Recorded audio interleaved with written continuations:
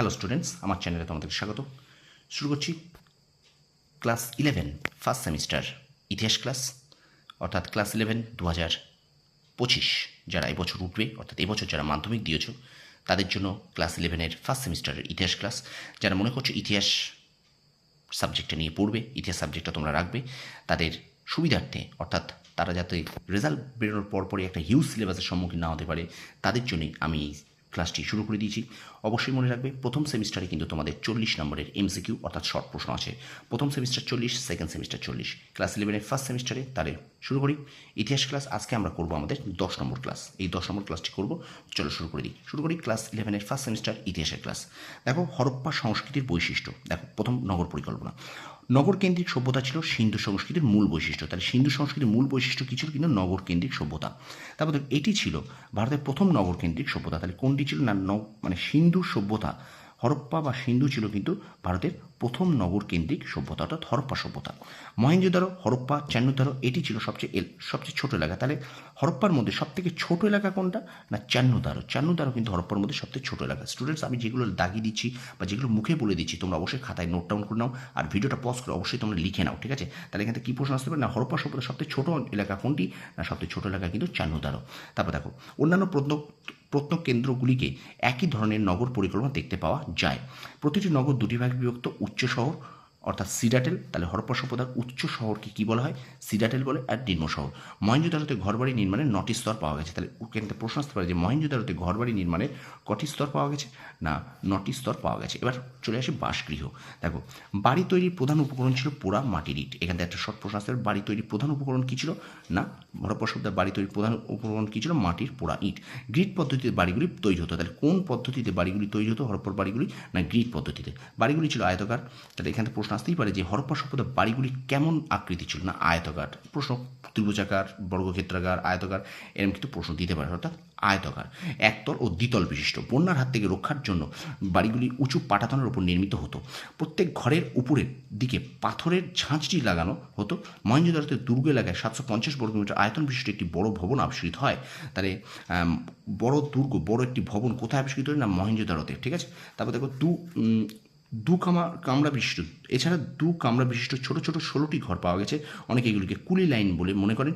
এখানে প্রায় 2 থেকে 3 হাজার ভবন আবিষ্কৃত হয়েছে। তো স্টুডেন্টস, এইগুলো যেগুলো দাগিয়ে দিচ্ছি আমি, অর্থাৎ যেগুলো আমি দাগাচ্ছি, এগুলো তোমরা অবশ্যই খাতায় নোট করে নাও এখান থেকে। আর যেগুলো মুখে আমি বলে দিচ্ছি শর্ট প্রশ্ন আকারে এইভাবে আসতে পারে।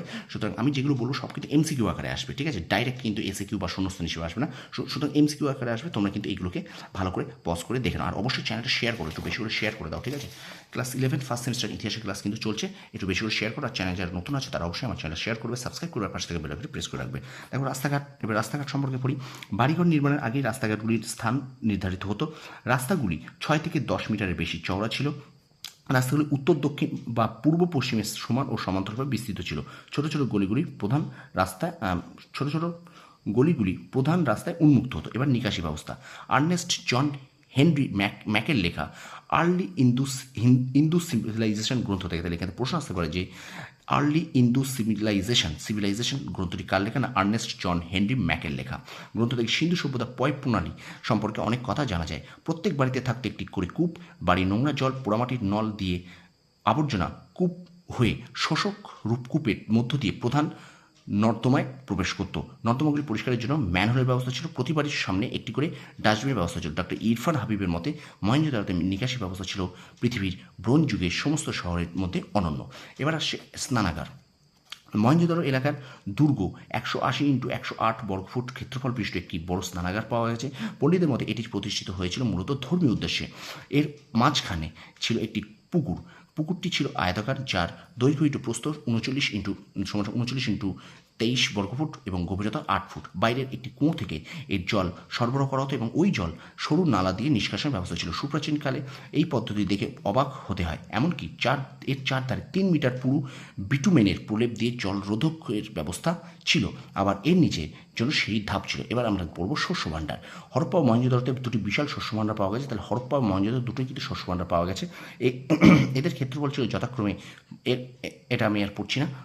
পণ্ডিতগণ স্বীকার করেছেন খ্রিস্টপূর্ব 5ম শতকের আগে এত বড় শস্য ভাণ্ডার পৃথিবীতে ছিল না। ঐতিহাসিক A.L. ব্যাসাম একে রাষ্ট্রীয় ব্যাংকের সঙ্গে তুলনা করেছেন।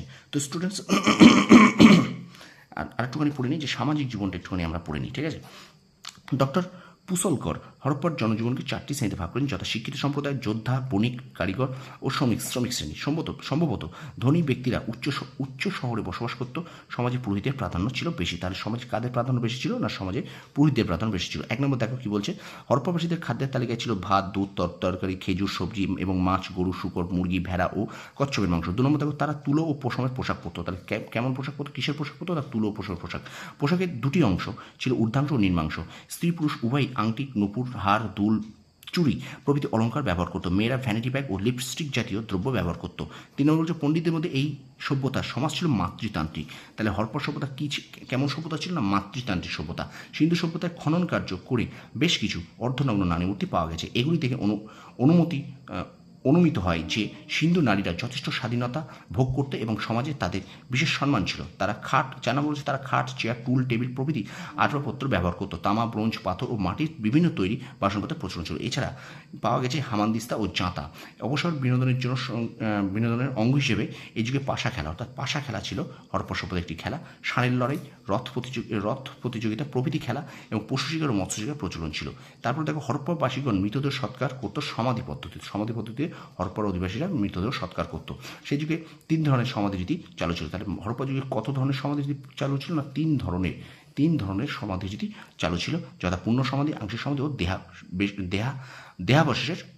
দেহাবশের আধার সমাধি, ঠিক আছে। তো স্টুডেন্টস, এই পর্যন্ত আমি 10th নম্বর অর্থাৎ 10 নম্বর ক্লাসটা শেষ করলাম। ভিডিওটা যদি ভালো লেগে থাকে অবশ্যই আমার চ্যানেল শেয়ার করবে, সাবস্ক্রাইব করবে, আর পাশে থাকা বেল আইকনটি প্রেস করে রাখবে। আর আমি মুখে যেগুলো বলে দিলাম বা যেগুলো আমি দাগিয়ে রেখেছি, তোমরা অবশ্যই এগুলোকে একটু খাতায় নোট ডাউন করে নাও।